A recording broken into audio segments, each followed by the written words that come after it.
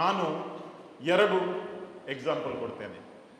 ಫಸ್ಟಿಗೆ, ಎಲ್ಲಿ ಬೇಕಾದರೂ ಹೋಗಿ, ನಿಮಗೆ ಯಾರು ಬೇಕಾದ್ರೆ ಇಲ್ಲಿ ಸ್ಪೀಚ್ ಕೊಡುವವರು ಮೊದಲು ಹೇಳುವುದು, ಮಕ್ಕಳ ಕೈಯಲ್ಲಿ ಮೊಬೈಲ್ ಕೊಡಬೇಡಿ, ಮಕ್ಕಳ ಕೈಯಲ್ಲಿ ಮೊಬೈಲ್ ಕೊಡಬೇಡಿ. ನಾನು ನನ್ನ ವೈಯಕ್ತಿಕ ಅನುಭವದಿಂದ ನಿಮಗೆ ಹೇಳ್ತಾ ಇದ್ದೇನೆ, ಮಕ್ಕಳ ಕೈಯಲ್ಲಿ ಮೊಬೈಲ್ ಕೊಡಿ, ಮೊಬೈಲ್ ಕೊಡಿ. ಆದರೆ ಅವರು ಮೊಬೈಲಲ್ಲಿ ಏನು ಮಾಡ್ತಾರಂತ ಸ್ವಲ್ಪ ನೋಡಿ. ಆ ಪೇಷನ್ಸ್ ನಮ್ಮ ಪೇರೆಂಟ್ಸ್ಗೆ ಇಲ್ಲ.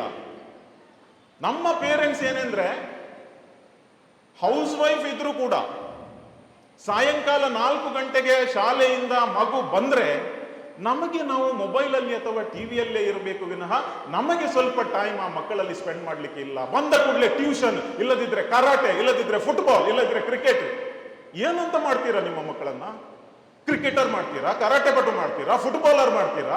ಏನ್ ಮಾಡ್ತೀರಿ ನೀವು? ಏನಾದ್ರೂ ಒಂದಾಗ್ಬೇಕಲ್ವಾ? ನಮ್ಮ ಹತ್ರ ಟೈಮ್ ಇಲ್ಲ. ನಾನು ಹೇಳ್ತೇನೆ, ಮಕ್ಕಳಿಗೆ ಮೊಬೈಲ್ ಕೊಡಿ ಅಂದ್ರೆ ಲಿಮಿಟ್ ಅಲ್ಲಿ, ಹಾಗಂತ ಇಡೀ ದಿವಸ ಅಲ್ಲ. ಏನು ಮಾಡ್ತಾರಂತ ನೋಡಿ. ಈ ವಿಷಯ ಯಾಕೆ ಹೇಳ್ತೇನೆ ಅಂದ್ರೆ, ಕಳೆದ 3 ತಿಂಗಳ ಹಿಂದೆ ಟೈಮ್ಸ್ ಆಫ್ ಇಂಡಿಯಾದಲ್ಲಿ ನಾನೊಂದು ರಿಪೋರ್ಟ್ ಓದಿದೆ. ಮುಂಬೈಯಲ್ಲಿ ನಡೆದ ಘಟನೆ. ಮಗ 15 ಇಯರ್ ಓಲ್ಡ್ ಅಥವಾ 14 ಇಯರ್ ಓಲ್ಡ್, ತಾಯಿ ಹೌಸ್ ವೈಫ್, ಗಂಡ ಬಿಸ್ನೆಸ್ ಮ್ಯಾನ್. ಇವರಿಗೆ ಟಿವಿಯಲ್ಲಿ ಸೀರಿಯಲ್ ನೋಡಬೇಕು, ಮಗನಿಗೆ ಕಾರ್ಟೂನ್ ನೋಡಬೇಕು. ಆವಾಗ ಏನ್ ಮಾಡ್ತೇವೆ ನಾವು ಸೀರಿಯಲ್ ನೋಡ್ತೇವೆ, ಮಗನಿಗೆ ಮೊಬೈಲ್ ಕೊಡ್ತೇವೆ. ಆದ್ರೆ ಮೊಬೈಲ್ ಇದರಲ್ಲಿ ಒಂದು ವಿಶೇಷತೆ ಇದೆ. ಈ ತಾಯಂದಿರ ಮೊಬೈಲ್ ಹೆಚ್ಚಾಗಿ 90% ಅದು ಓಪನ್ ಇರ್ತದೆ, ಎಲ್ಲ ಆ್ಯಪ್ ಅದು ಇದು ಎಲ್ಲ. ತಂದೆ ಅಂದಿರು ತಪ್ಪಿ ಕೂಡ ಸಿಗುದಿಲ್ಲ, ಟೈಟ್ ಲಾಕ್ ಇರ್ತದೆ ಅದಕ್ಕೆ. ಅದು ಕಂಡು ಓಪನ್ ಮಾಡಲಿಕ್ಕೆ ಎಷ್ಟು ಪಾಸ್ವರ್ಡ್ ಹಾಕಿದ್ರು ಹಾಕುವುದಿಲ್ಲ. ಕೆಲವೊಮ್ಮೆ ನಮಗೆ ಅದರ ಪಾಸ್ವರ್ಡ್ ಮರೆತು ಹೋಗ್ತದೆ. ಪಾಪ ತಾಯಿಯಂದಿರು ಮೊಬೈಲ್ ಕೊಡ್ತಾರೆ. ಆ ತಾಯಿ ಮಗಳಿಗೆ ಮೊಬೈಲ್ ಕೊಟ್ಟರು. ಇವ ಗೇಮ್ ಆಡಲಿಕ್ಕೆ ಸ್ಟಾರ್ಟ್ ಮಾಡಿದ. ಏನು ಸ್ಟಾರ್ಟ್ ಮಾಡಿ ಇವರು ಇದರಲ್ಲಿ ಬ್ಯುಸಿ ಇದ್ದಾರೆ. ಎಲ್ಲ ಆ್ಯಪಿಗೆ ಎಕ್ಸೆಸ್ ಇದೆ. SMS ಬರ್ತದೆ ಒಂದು ಆ ಮೊಬೈಲಿಗೆ. ಈ ಹುಡುಗ ಆ SMS ಬಂದು ಅದನ್ನು ಕರೆಕ್ಟ್ ಫಾಲೋ ಮಾಡ್ತಾನೆ. ಆ SMS ಬಂದೊಂದು ಒಬ್ಬ ಸ್ಕ್ಯಾಮ್ಸ್ಟರ್ಸ್ ನಿಮ್ಗೆ ಗೊತ್ತು, ಎಷ್ಟೋ ಜನರು ಸಾವಿರಾರು ಲಕ್ಷಗಟ್ಟಲೆ ಹಣವನ್ನ ಒಂದೇ OTP ಯಲ್ಲಿ ಕಳ್ಕೊಂಡಿದ್ದಾರೆ.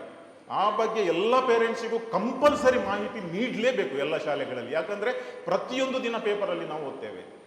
ಆ ಒಂದು SMS ಬಂದದ್ದು, ಇವ ಅದರಲ್ಲಿ ಫಾಲೋ ಮಾಡಿ ಅಮ್ಮನ ಬ್ಯಾಂಕ್ ಅಕೌಂಟ್ನಲ್ಲಿ 2 ಲಕ್ಷ ರೂಪಾಯಿ ಇತ್ತು. ಇವ OTP ಕೊಟ್ಟ, 2 ಲಕ್ಷ ಗೋಚ. ಪರವಾಗಿಲ್ಲ, 2 ಲಕ್ಷ ಹಣ ಸಂಪಾದನೆ ಮಾಡಬಹುದು. ಆದರೆ ಈ ಹುಡುಗನಿಗೆ ಮತ್ತೆ ಗೊತ್ತಾಯಿತು, SMS ಬಂತು, 2 ಲಕ್ಷ ಹೋಯ್ತಂತ. ಅವನಿಗೆ ಭಯ ಅಮ್ಮನ ಹತ್ರ ಹೇಳಲಿಕ್ಕೆ. ಮೊಬೈಲ್ ಕೊಟ್ಟ. Evening 6:30 he committed suicide. 15 year old boy committed suicide. ತನ್ನ ರೂಮಿಗೆ ಹೋಗಿ ಹ್ಯಾಂಗ್ ಮಾಡಿದ. ಮುಂಬೈಯಲ್ಲಿ ನಡೆದ ಘಟನೆ. 2.5-3 ತಿಂಗಳ ಹಿಂದೆ ಟೈಮ್ಸ್ ಆಫ್ ಇಂಡಿಯಾ ಪೇಪರ್ನಲ್ಲಿ ಓದಿದ ಘಟನೆ. ಇದಕ್ಕೆ ಯಾರು ಕಾರಣ? ಫಸ್ಟ್ ನಾವು ಬ್ಲೇಮ್ ಮಾಡ್ತೇವೆ, ಮೊಬೈಲ್ ಕೊಟ್ಟದ್ದು. ಆದರೆ ಮೊಬೈಲ್ ಕೊಟ್ಟು ಅವರು ಏನು ಮಾಡ್ತಾರಂತ ನಾವು ನೋಡಬೇಕು. ಯಾವ ಗೇಮ್? ನನ್ನ ಮಗ ಶಾಲೆಯಿಂದ ಬಂದ ತಕ್ಷಣ ಅಮ್ಮನ ಮೊಬೈಲ್ ಪಡ್ಕೊಂಡು ಆಡ್ತಾನೆ. ಆದರೆ ನಾನು ಎವ್ರಿ 15 ಮಿನಿಟ್ಸ್ ಮನೆಯಲ್ಲಿ ಇದ್ರೆ ಚೆಕ್ ಮಾಡ್ತೇನೆ. ನನ್ನ ಹೆಂಡತಿಗೆ ಕೂಡ ಹೇಳಿದ್ದೇನೆ, ಅವ ಆಡುವುದು ಫುಟ್ಬಾಲ್ ಅಂತ ಆಡ್ತಾರೆ. ಆದರೆ ನಮ್ಮ ಮೊಬೈಲಲ್ಲಿ ಯಾವ ಆ್ಯಪ್ ಓಪನ್ ಇರ್ತದೆ ನಿಮ್ಗೆ ಗೊತ್ತು. ಒಂದು ವೇಳೆ ನೀವು ಮಕ್ಕಳಿಗೆ ಕೊಡ್ತಿರಾದ್ರೂ ಕೂಡ ನಿಮ್ಮ ಆ್ಯಪನ್ನು ಲಾಕ್ ಮಾಡಿ. ವಾಟ್ಸಪ್ ಇರಲಿ, ಬ್ಯಾಂಕ್ ಆ್ಯಪ್ ಇರಲಿ, ಅಥವಾ ಏನೇ ಇರಲಿ, ಲಾಕ್ ಮಾಡಿ. ಮಕ್ಕಳು ಏನು ಮಾಡ್ತಾರಂತ ನೋಡಿ. ಬೇಕಾದಷ್ಟು ಅವರಿಗೆ ಕೊಡಿ. ಯಾಕಂದ್ರೆ ಯಾವುದು ಬೇಡ ಅಂತ ನೀವು ಹೇಳ್ತೀರ ಅವರಿಗೆ ಜಾಸ್ತಿ ಇಂಟ್ರೆಸ್ಟ್ ಇರ್ತದೆ.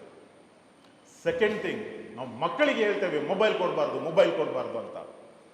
ನಾನು ಹೇಳುವುದು ಫಸ್ಟ್, ಈ ಪೇರೆಂಟ್ಸ್ ತಮ್ಮ ಮೊಬೈಲನ್ನು ಕಂಟ್ರೋಲ್ ಮಾಡಬೇಕು. ತನ್ನ ಮೊಬೈಲನ್ನು ಕಂಟ್ರೋಲ್ ಮಾಡಬೇಕು. ಯಾಕೆಂದ್ರೆ ಇತ್ತೀಚಿನ ಸ್ಟಡೀಸ್ ಫೈಂಡಿಂಗ್ಸ್ ಅನ್ನ ಕೇಳಿ ನನಗೆ ದಿಗ್ಭ್ರಮೆಗೊಂಡಿದೆ. ನಾನು ಕೆಲವು ವಿಡಿಯೋಸ್ಗಳನ್ನು ಕೂಡ ಮಾಡಿದ್ದೇನೆ, ಪಬ್ಲಿಕ್ ಸ್ಪೀಚಲ್ಲಿ ಕೂಡ ಹೇಳಿದ್ದೇನೆ. ಕಳೆದ 6 ತಿಂಗಳ ಹಿಂದೆ ಬೆಂಗಳೂರಿಗೆ ಹೋಗಿದ್ದೆ ಒಂದು ಕಾರ್ಯಕ್ರಮಕ್ಕೆ. ಅಲ್ಲಿ ಒಂದು ಶಾಲೆಯ ಸೈಕಾಲಜಿಸ್ಟ್, ಕೌನ್ಸಿಲರ್, ಒಬ್ಬ ಲೇಡಿ ಕೌನ್ಸಿಲರ್ ಅನ್ನ ಮೀಟ್ ಆದೆ. ಮಕ್ಕಳ ಮತ್ತು ಪೇರೆಂಟ್ಸ್ನ ಬಗ್ಗೆ ನಾವು ತುಂಬಾ ಡಿಸ್ಕಸ್ ಮಾಡುವಾಗ ಒಂದು ಭಯಾನಕ ವಿಷಯ ಓಪನ್ ಆಯಿತು. ಅದನ್ನು ನಾನು ಇವತ್ತು ಹೇಳಲೇಬೇಕು. ಈ ಹಿಂದೆ ಕೂಡ ಹೇಳಿದ್ದೇನೆ ಕೆಲವು ಕಾರ್ಯಕ್ರಮಗಳಲ್ಲಿ. ವಿಷಯ ಏನೆಂದ್ರೆ, ಒಬ್ಬಳ ಅಮ್ಮ 10th ಸ್ಟ್ಯಾಂಡರ್ಡ್ ಅಲ್ಲಿ ಅವರ ಮಗಳು ತುಂಬಾ ಸ್ಮಾರ್ಟ್, ಎಕ್ಸಾಮ್ ಅಲ್ಲಿ 85-90% ಗಿಂತ ಕಡಿಮೆ ಬರಲ್ಲ. ಆದರೆ ಮಿಡ್ ಟರ್ಮ್ ಎಕ್ಸಾಮ್ ಆದ ಕೂಡಲೇ ಆ ಹುಡುಗಿಯ ಪರ್ಫಾರ್ಮೆನ್ಸ್ ಕೆಳಗೆ ಹೋಗ್ತಾ ಇದೆ, ಡೌನ್ ಆಗಿ ಹೋಗ್ತಾ ಇದೆ. ಕಾರಣ ಏನಂತ ಫೈಂಡ್ ಔಟ್ ಮಾಡಿದ್ರೆ ಏನಿಲ್ಲ, ಸೈಕಾಲಜಿಸ್ಟ್ ಹತ್ರ ಬಂದ್ರು. ಅಮ್ಮ ಇಲ್ಲ, ಮನೆಯಲ್ಲಿ ಎಲ್ಲ ಸರಿ ಇದೆ, ಶಾಲೆಯಲ್ಲಿ ಓಕೆ, ಹೇಗೆ ಮಾರ್ಕ್ಸ್ ಕಮ್ಮಿ ಆಯಿತು? ಅಟೆನ್ಷನ್ ಇಲ್ಲ, ಬಿಹೇವಿಯರ್ ಅಲ್ಲಿ ಬದಲಾವಣೆ, 10th ಸ್ಟ್ಯಾಂಡರ್ಡ್ ಸ್ಟೂಡೆಂಟ್. ರೀಸನ್ ನೋಡಿದಾಗ,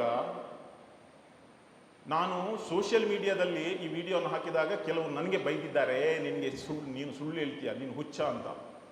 ಆದರೆ ವಿಷಯ ಏನೆಂದ್ರೆ, ಈ ಅಮ್ಮ ರಾತ್ರಿ ಹೊತ್ತು ಚಾಟ್ ಮಾಡೋದು, ಆ ಬಿಲ್ಡಿಂಗ್ನ ಅಸೋಸಿಯೇಷನ್ನಲ್ಲಿ ಫೈಟ್ ಎಲ್ಲ ಆಗ್ತದೆ ಅಂತೆ, ಗ್ರೂಪ್ ಇರ್ತದೆ, ಅದರಲ್ಲಿ ಎಲ್ಲ ಫೈಟ್ ಆಗೋದು ಚಾಟಿಂಗಲ್ಲಿ.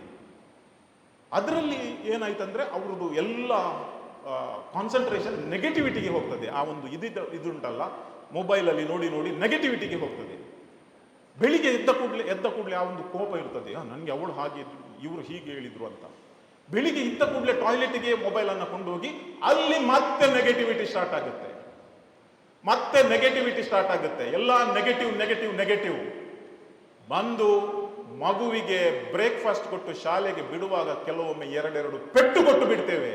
ಕೋಪ ಯಾರದೋ ಕೋಪ, ಆ ಕೋಪವನ್ನು ತೆಗೆಯುವುದು ನಮ್ಮ ಮಕ್ಕಳ ಮೇಲೆ, ಹೊಡೆಯುವುದು, ಬೈಯುವುದು. ಆ ಮಗು ನೀವು ಮನೆಯಿಂದ ಹೊಡೆದು, ಬೈದು, ಅಬ್ಯೂಸ್ ಮಾಡಿ ಅಥವಾ ನೆಗೆಟಿವಿಟಿಯಲ್ಲಿ ನಿಮ್ಮ ಮಕ್ಕಳನ್ನ ಶಾಲೆಗೆ ಕಳಿಸಿ ನೋಡಿ, ಆ ಮಗು ಶಾಲೆಯಲ್ಲಿ ಡೆಫಿನೆಟ್ಲಿ ಕಲಿಯುವುದಿಲ್ಲ. 1 ದಿವಸ 2 ದಿವಸ ಓಕೆ, ಇದು ಕಂಟಿನ್ಯೂಸ್ ಆಗಿ ಆಗ್ತಾ ಇದೆ. ಈ ಮಗು ಇದು ಡೈಲಿ ಇಶ್ಯೂ. ಆ ಮಗು ಕಂಪ್ಲೀಟ್ಲಿ ಲಾಸ್ಟ್, ಶಾಲೆಯಲ್ಲಿ ಟೋಟಲಿ ಲಾಸ್ಟ್, ಪರ್ಫಾರ್ಮೆನ್ಸ್ ಕೆಳಗೆ ಬಂತು. ಸೈಕಾಲಜಿಸ್ಟ್ ತಾಯಿಯನ್ನ ಕೇಳಿದಾಗ ಏನು ಪ್ರಾಬ್ಲಮ್ ಇಲ್ಲ, ಲೇಟರ್ ಫೈಂಡ್ ಔಟ್ ಮಾಡಿದಾಗ ಇದೇ ಪ್ರಾಬ್ಲಮ್. ಪೇರೆಂಟ್ಸ್ನ ಕೈಯಲ್ಲಿ ಮೊಬೈಲ್ ಓಕೆ, ಆದರೆ ಬೆಳಿಗ್ಗೆ ದಯಮಾಡಿ ಪ್ಲೀಸ್ ನಿಮ್ಗೆ ಹೇಳ್ತೇನೆ, ಎಕ್ಸೆಪ್ಟ್ ನಿಮ್ಮ ಶಾಲೆಯ ಆ್ಯಪ್ ಅನ್ನ ಬಿಟ್ಟು ಏನನ್ನೂ ಓಪನ್ ಮಾಡಬೇಡಿ. ಯಾಕೆಂದ್ರೆ ನಮಗೆ ಬರುವುದೇ ನೆಗೆಟಿವ್ ಥಿಂಗ್ಸ್, ಗಾಸಿಪ್.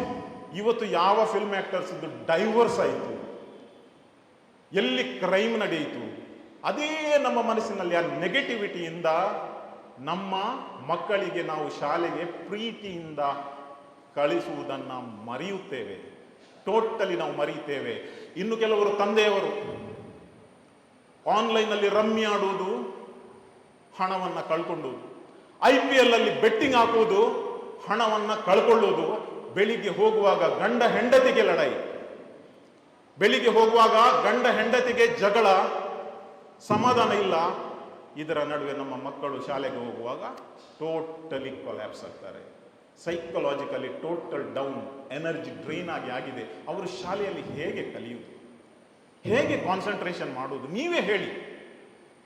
ಸೊ ಈ ಮಾತನ್ನ ದಯಮಾಡಿ ಪೇರೆಂಟ್ಸ್, ನನ್ಗೆ ಗೊತ್ತು ಇಲ್ಲಿದ್ದವರಿಗೆ ಈ ಪ್ರಾಬ್ಲಮ್ ಇರ್ಲಿಕ್ಕಿಲ್ಲ, ಆದರೆ ಯಾವಾಗ ಈ ಪ್ರಾಬ್ಲಮ್ ಬರ್ತದಂತ ಹೇಳಲಿಕ್ಕೆ ಆಗುದಿಲ್ಲ. ಬೆಂಗಳೂರಲ್ಲಿ ಬಂದಿದೆ, ಅಲ್ಲಿಂದ ಇಲ್ಲಿ ಜಾಸ್ತಿ ಇಲ್ಲ, 350 ಕಿಲೋಮೀಟರ್ ಮಾತ್ರ. ಸೊ ಈ ಮಾತನ್ನ ದಯಮಾಡಿ ಗಮನಿಸಿ. ನಿಮ್ಮ ಕೈಯಲ್ಲಿರುವ ಮೊಬೈಲ್ನ ಮೇಲೆ ನಿಮಗೆ ಫಸ್ಟ್ ಕಂಟ್ರೋಲ್ ಇರಲಿ, ಆ ನಂತರ ಮಕ್ಕಳ ಮೊಬೈಲ್ನ ಮೇಲೆ ನೀವು ಕಂಟ್ರೋಲನ್ನು ಪಡ್ಕೊಳ್ಳಿ. ಯಾಕೆಂದ್ರೆ ನಮಗೆ ಏನು ಬೇಕಂದ್ರೆ, ನಮ್ಮ ಮಕ್ಕಳು ಶಾಲೆಯಿಂದ ಬಂದ ಕೂಡಲೇ ನಾವು ಏನು ಕೇಳೋದು, ಎಕ್ಸಾಮ್ ಆಯ್ತಾ, ಯಾರು ಫಸ್ಟ್ ಇವತ್ತು, ಅವಳ ಮಗಳಿಗೆ ಎಷ್ಟು, ಇವನಿಗೆಷ್ಟು, ಅವನಿಗೆಷ್ಟು ಅಲ್ವಾ? ಅದನ್ನು ಬಿಟ್ಟು ಬಿಡಿ. ಕೇಳಿ, ಮಗು ನೀನು ಇವತ್ತು ಶಾಲೆಯಲ್ಲಿ ಯಾರಿಗಾದರೂ ಹೆಲ್ಪ್ ಮಾಡಿದ್ದೀಯಾ, ಟೀಚರಿಗೆ ಹೆಲ್ಪ್ ಮಾಡಿದ್ದೀಯಾ, ನಿನ್ನ ತಿಂಡಿಯನ್ನು ಯಾರ ಹತ್ರ ಆದರೂ ನೀನು ಶೇರ್ ಮಾಡಿದ್ದೀಯಾ? ಮಾರ್ಕ್ಸ್ ಮಾತ್ರ ಅಲ್ಲ, ಜೀವನದಲ್ಲಿ ಬದುಕುವುದನ್ನು ನಾವು ಕಲಿಸಬೇಕಾಗಿದೆ. ಆತ್ಮೀಯರೇ,